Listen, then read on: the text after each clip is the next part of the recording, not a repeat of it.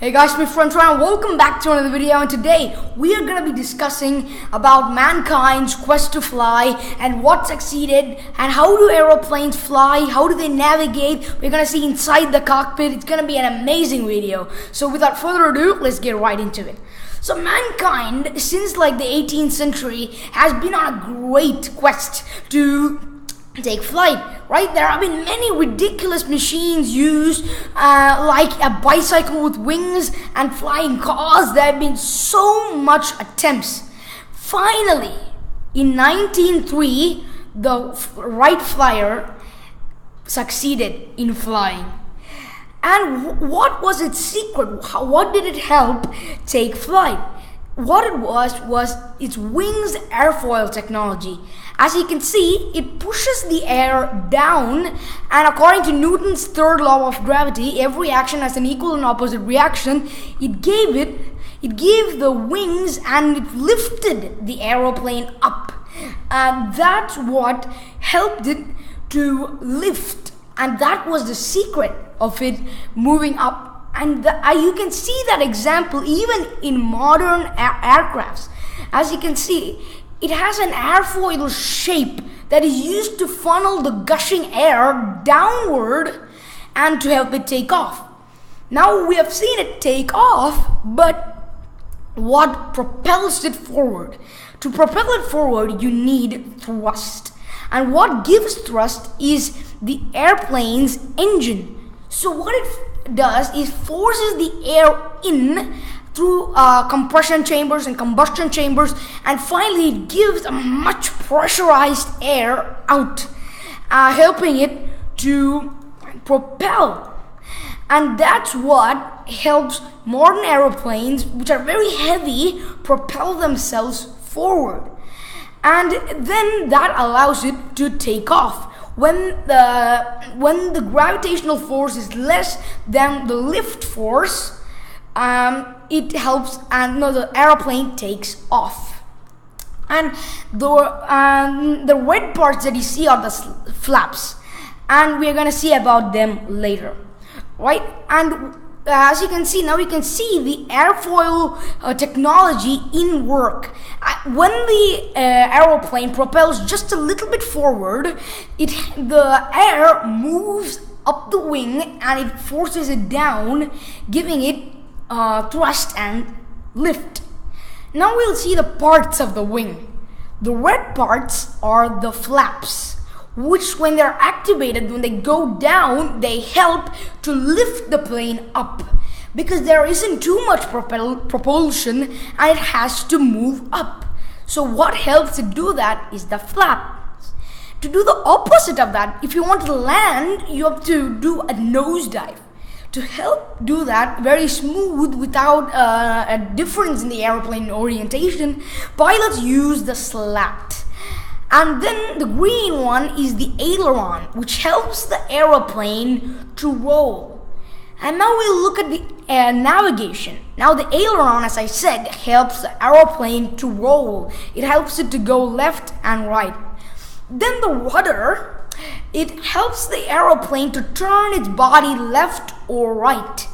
And when you have to turn, pilots use the rudder and the aileron. You may think, why not just turn the rudder? But that will create a difference in the aeroplane orientation, causing passenger discomfort. So they use the aileron to do something called rolling. They turn one aileron up and one down, causing rolling. Now the elevator, it helps the airplane go up and down.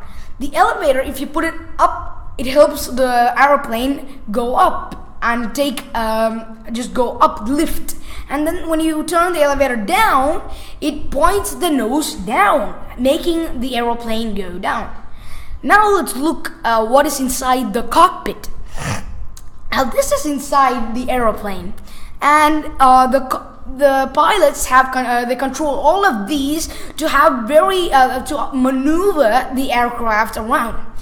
So as you can see on top, you can see the navigation lights, a switch for navigation lights, and the one next to it is the strobe light. Then you have the throttles, which you when you move it up it makes the aeroplane increase its speed. And when you put it down, it helps it decrease speed. Now, we talked about the flaps, and we have a little button to activate or deactivate the flaps. Then we have something to do an air brake or a speed brake. Then we have the engine start buttons, and we have the radio controls. And as you know, there will be air control to make sure that one airplane is not taking off and landing on the same runway. And it helps them to communicate, know when to taxi with the air control stations. Then we have the parking brake, and then we have a little monitor or a display that tells the pilot the position of the aeroplane to help them maneuver it around and know what degree and what angle they're in. And all of these controls together help the pilots to maneuver the aircraft, know where the position is, and communicate. And now that we have seen inside, so we've seen all of it, how it moves and stuff. Now let's see how it actually stores the fuel. I found this really interesting. They store it in the wings and in a portion just before the elevator. They have fuel tanks, and you know why they're placed here? They to give it there should be just enough amount on both of the sides, because as you know, it has to be aerodynamic and it has to be symmetrical. The weight must be distributed in an equal manner if you want the flight to go smoothly and in a perfect way. That's why they're stored in these compartments. They're stored on both sides because you need to a balance in weight. And that's how an aeroplane stores fuel in its tank. And all of these combined, all of these mechanisms, incredibly complicated. They have developed over the centuries and over the years, and that's what combined together makes this amazing machine, the aeroplane. And some people take it for granted, but this is a work of many decades and centuries of work, from the Wright Flyer to Boeing 757s. And there are military jets which have stealth and a lot of other factors considered into it. And they're incredibly complicated flying machines. They are called steel birds, as God engineered birds very beautifully, symmetrically, aerodynamically to fly in the sky. We have engineered these to fly and take passengers. It's a truly amazing, breathtaking and jaw-dropping machine that we should never take for granted. And I hope this was informational, educational to you guys, and I hope you guys enjoyed this video. If you did, please be sure to hit that like button and please be sure to subscribe, and see you all in another video. Bye!